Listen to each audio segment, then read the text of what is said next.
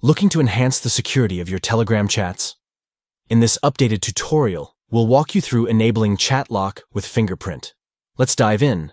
To begin, open the Telegram app on your Android smartphone. Once you're in the app, locate the three-line menu button situated in the top left corner. Tap on it to access the menu options. From there, navigate to Settings.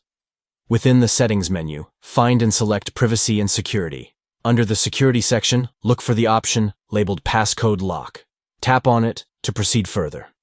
Now here's the crucial step to fortify your chat security. Within Passcode Lock settings, you'll see the option to unlock with Fingerprint.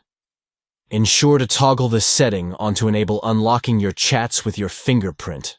By following these straightforward steps, you can add an extra layer of security to your Telegram conversations, ensuring your chats remain private and protected. Secure your Telegram chats with ease by enabling chat lock with Fingerprint.